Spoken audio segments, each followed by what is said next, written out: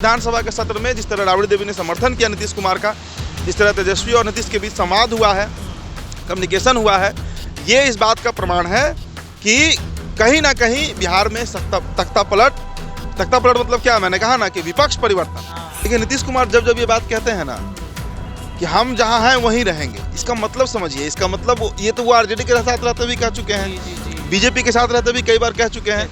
दरअसल मसला ये है कि नीतीश कुमार कहते हैं कि हम जहां हैं वहीं रहेंगे, इसका मतलब कि हम सीएम है तो हम ही सीएम रहेंगे। नीतीश कुमार के लिए आर या पार वाली लड़ाई है वक्फ बोर्ड संशोधन अधिनियम। मुझे पूरे देश के मुसलमान इस समय नजर रखे हुए हैं नीतीश कुमार पर, उनके सेकुलर छवि पर, और उसको भट्टा लग रहा है इस कानून के चलते। नीतीश कुमार से ज़्यादा एंट्री ललन सिंह की होने लगी जब महागठबंधन की सरकार थी, इसी राबड़ी आवास में। अब वही ललन सिंह है जो बीजेपी के साथ उसी भूमिका में है जिस भूमिका में वो तब थे जब महागठबंधन में थे। मतलब ललन सिंह इतने फ्लेक्सिबल नेता है कि जब इधर होते हैं तो इधर अंदर घुस जाते हैं घर में, उधर जाते हैं नरेंद्र मोदी ही कहने लगते हैं कि ललन बाबू आइए बैठिए, रेल मंत्री सामने बैठे हैं और ललन सिंह बगल में बैठने लगते हैं। जदयू के अंदर जो मुस्लिम एमएलसी हैं, मुस्लिम विधायक है, उनका एक अलग विद्रोह है। तो बहुत सारी घटनाएं ऐसी घटी हैं बिहार में जो इस बात की तरफ इशारा की हैं कि जेडीयू और बीजेपी के बीच अनकंफर्टेबिलिटी जो है। दोस्तों, बिहार में सत्ता परिवर्तन की शुरुआत हो गई है। बिहार में बदलते राजनीतिक घटनाक्रम इस बात की तरफ इशारा कर रहे हैं कि बिहार में वो पटकथाएं लिखी जा चुकी हैं जिस पटकथा के लिए नीतीश कुमार माहिर हैं। कल ही विधानसभा के शीतकालीन सत्र की समाप्ति हुई है और इस शीतकालीन सत्र में कुछ ऐसे इशारे मिले जिसके बाद ऐसा लग रहा है कि सच में नीतीश कुमार एक बार फिर से पाला बदलने वाले हैं। देखिए, इस वक्त हम लोग राबड़ी आवास पर मौजूद है। ये वही राबड़ी आवास है जहां पर काफ़ी चहल पहल रहता है, लेकिन सुबह सवेरे आज राबड़ी आवास पर सन्नाटा है। ये तूफ़ान के पहले की खामोशी है, तूफ़ान आने के पहले का ये सन्नाटा है। जैसे ही तूफ़ान आएगा यहाँ पर आप देखिएगा, कार्यकर्ता से लेकर जदयू से लेकर आरजेडी से लेकर महागठबंधन के सभी नेता नज़र आएंगे। बिहार में नीतीश कुमार इस गठबंधन में लगभग अनकंफर्टेबल है क्योंकि वक्फ बोर्ड संशोधन बिल को अब फिलहाल के लिए स्थगित कर दिया गया है। इसके अलावा बीजेपी की कई ऐसी नीतियां हैं जिससे नीतीश कुमार नाराज चल रहे हैं। जदयू तोड़ने की भी साजिश चल रही थी और जिसकी खबर हमारे सहयोगी ने आप सभी दर्शकों को बताया था। तो क्या होने वाला है? क्या सच में नीतीश कुमार उस स्क्रिप्ट के आखिरी पन्ने पर जा रहे हैं जिससे लग रहा है कि बिहार में कुछ बड़ा होने वाला है? चलिए अपने सहयोगी से जानते हैं, क्या सच में कुछ बड़ा होने वाला है? नीतीश कुमार फिर से पाला बदलेंगे? क्योंकि राबड़ी आवास भी बगल है, एक अन्य मार्ग में भी बगल में है, क्या लगता है?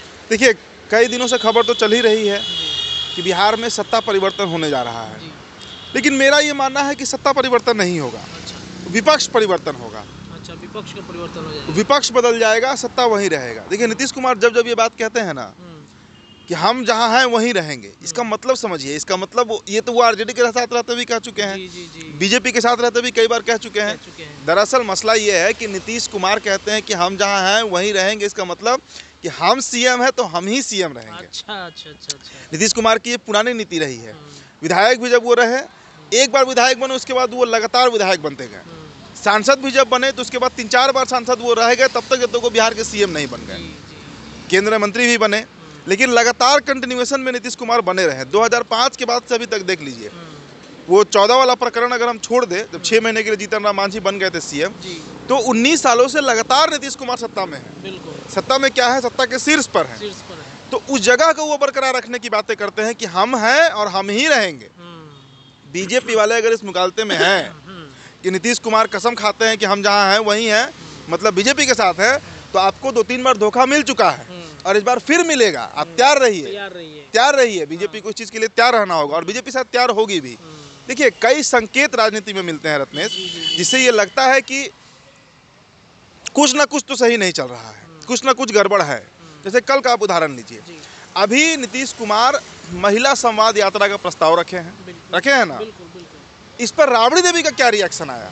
राबड़ी देवी ने समर्थन कर दिया, उन्होंने पूरा समर्थन किया है। राबड़ी देवी कह रही हैं कि नीतीश कुमार का महिला संवाद यात्रा जो है उससे महिलाओं को सशक्तिकरण मिलेगा, महिलाओं को मजबूती मिलेगी। आप जरा याद कीजिए कि अभी से कुछ ही दिन पहले नीतीश कुमार जन संवाद यात्रा किए थे, उसमें क्या रिएक्शन था राबड़ी देवी का? भड़की हुई थी, राजनीतिक तौर पर गाली दे रही थी, राजनीतिक तौर पर।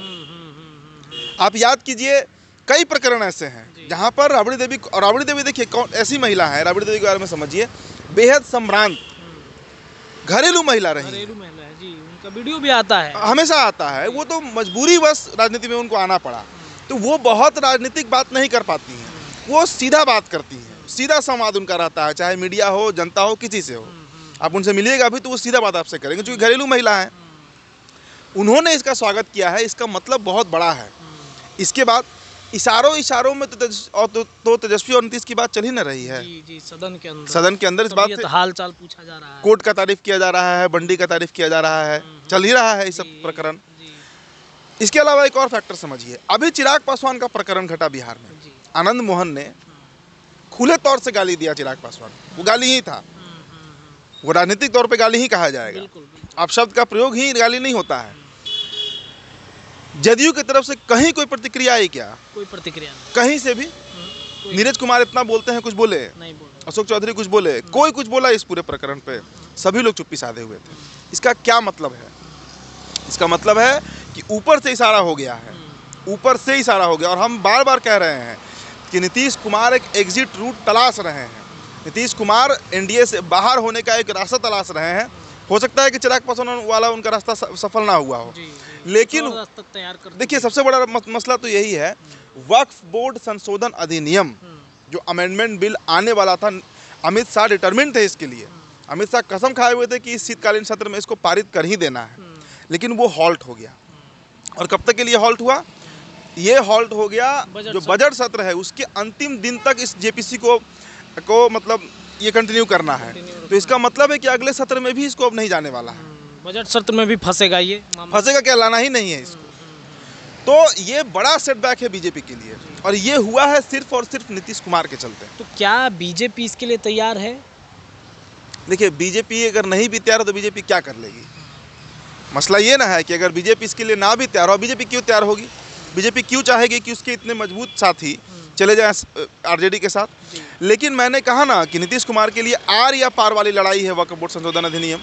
मुझे पूरे देश के मुसलमान इस समय नज़र रखे हुए हैं नीतीश कुमार पर, उनके सेकुलर छवि पर, और उसको भट्टा लग रहा है इस कानून के चलते, इस वक्फ बोर्ड अमेंडमेंट बिल के चलते नीतीश कुमार की पूरे राजनीतिक करियर पर एक सवाल खड़ा हो गया। और सवाल ये है कि 14% वोट बैंक अचानक 17%, माफ कीजिएगा, 17% वोट बैंक खसक जाएगा इस बिल के चलते। अभी हमने बेलागंज का भी रिपोर्ट दिखाया, आपने जो स्टोरी किया था मेरे साथ, बेलागंज में 33 से 34% मुसलमानों ने जेडीयू को वोट किया है, मात्र 20 से 22% मुसलमानों ने आरजेडी को वोट किया है। तो ये कह देना कि मुसलमान जेडीयू को वोट नहीं करते हैं, ये तो डेटा इस बात को काट रहा है, डेटा इनकार कर रहा है इस बात से। अच्छा, तो इसमें एक सवाल है कि मान लीजिए कि नीतीश कुमार चले गए, जदयू के कुछ लोग चाहेंगे कि नीतीश महागठबंधन में जाए, कुछ लोग ये भी चाहते हैं कि बीजेपी के साथ रहे, अशोक चौधरी की बेटी है चिराग पासवान की पार्टी से सांसद, क्या लगता है इसमें? देखिए यही तो पेच फंस रहा है, और हमने इस पर परसों खबर भी किया था, डिटेल एनालिसिस किया था कि अगर नीतीश कुमार इस बार फिर पलटी मारते हैं तो उनके साथ कौन कौन जाने वाला होगा, कौन कौन उनके साथ जाएगा। एक तरफ ललन सिंह है, जो जिस तरह आपको याद होगा कि यही राबड़ी आवास में नीतीश कुमार से ज़्यादा एंट्री ललन सिंह की होने लगी जब महागठबंधन की सरकार थी, इसी राबड़ी आवास में। अब वही ललन सिंह है जो बीजेपी के साथ उसी भूमिका में है जिस भूमिका में वो तब थे जब महागठबंधन में थे। मतलब ललन सिंह इतने फ्लेक्सिबल नेता है कि जब इधर होते हैं तो इधर अंदर घुस जाते हैं घर में, उधर जाते हैं नरेंद्र मोदी ही कहने लगते हैं कि ललन बाबू आइए बैठिए, रेल मंत्री सामने बैठे हैं और ललन सिंह बगल में बैठने लगते हैं। तो ये एक बड़ा सवाल उठेगा, और इस पर सवाल उठ भी रहा है। नीतीश कुमार को इस बात का डर है भी कि इस बार जो हम पलटी मारेंगे, ललन सिंह जाएंगे कि नहीं, रामनाथ ठाकुर जाएंगे कि नहीं, संजय झा जाएंगे कि नहीं। दिल्ली में कई सांसद ऐसे हैं जो इस बार डिटरमिन्ड है कि हमको जाना ही नहीं है। अच्छा, कल ही देखिए ना, रामेश्वर महतो एमएलसी, पूर्व एमएलसी, उन्होंने संजय झा पर आरोप लगाया इस्तीफा देते हुए कि वो तो बीजेपी के ही हैं। हाँ। वो तो बीजेपी से ही आए हुए हैं। बिल्कुल, कई नेता हैं ऐसे जदयू में, कई नेता हैं ऐसे जिन पर सवाल उठते रहा है। अब बिहार में ही हम अशोक चौधरी पर, कल आपको एक वीडियो आपने देखा होगा विधानसभा का, वो जो हाथ में पहने हैं अशोक चौधरी, उसको नीतीश कुमार टेस्ट कर रहे थे, आपने देखा होगा वो वीडियो। वो अशोक चौधरी का टेस्ट है। अशोक चौधरी हैं रडार पे नीतीश कुमार के। हम बार बार अपने वीडियो में बात कहते हैं, अंदर खाने से ये खबर पक्के तौर पर है कि अशोक चौधरी रडार पे हैं नीतीश कुमार के। चेक कर रहे थे, वो चेक करते हैं नीतीश कुमार नेताओं को। नीतीश कुमार को कह देना कि ये संतुलन नहीं है, वो संतुलन है, गलत बात है। संतुलन में नीतीश कुमार से ज़्यादा संतुलित अभी बिहार में कोई नहीं है, कोई नेता हो ही नहीं सकता है, जान लीजिए। तो बहुत, और एक बात आपको और अगर याद होगा, अभी से कुछ ही महीने पहले की घटनाक्रम है रत्नेश, दुबई में अशोक चौधरी और तेजस्वी यादव दोनों पहुंचे हुए थे। बिल्कुल। कहा गया कि जो अलग अलग काम से अलग अलग प्रयोजन से पहुंचे हैं, लेकिन वो प्रयोजन एक ही था। बातचीत का दौर कभी खत्म हुआ नहीं है आरजेडी और जेडीयू के बीच। नीतीश कुमार और लालू के बीच बातचीत का जो दौर है वो चलते रहा है, वो खत्म नहीं हुआ है। हाँ, अब चूंकि स्थिति ऐसी बन गई है कि नीतीश कुमार के लिए उधर रहना, एनडीए के साथ रहना बहुत भारी पड़ रहा है, क्योंकि 2025 का विधानसभा चुनाव है। इसमें सीट शेयरिंग का भी एक मसला है जो फंसा हुआ है। बीजेपी उतनी सीटें नहीं दे पाएंगे चिराग पासवान के रहते जितने नीतीश मांग रहे हैं। तो बहुत सारी घटनाक्रम है, हम कह रहे हैं ना कि आप अगर अंदर खाने से, आपने वो बड़ा अच्छा लाइन कहा कि स्क्रिप्ट का अंतिम पन्ना, शायद वहाँ तक अब कहानी पहुँच गया है। और देखिए अभी ये खरमास भी पार होगा कि नहीं, मुझे शक ही है। और ये भी एक मतलब विवाद रहा है ना कि जब जब नीतीश यात्रा पर निकलते हैं, यात्रा से निकलने के आने के बाद अपना फाइनल डिसीजन ले लेते हैं। तो अब तो महिला समाज यात्रा पे निकल रहे हैं, महिलाओं के लिए यात्रा कर रहे हैं कि इन्हीं लोग के कहने पर हम बदल इनके पास तो बहुत एक्सक्यूज है, बिल्कुल। कुछ भी करने के लिए कह देंगे कि हमने इस्तीफा दे दिया, और फिर 1 घंटा बाद कहेंगे हमने इनके कहने पे कर दिया।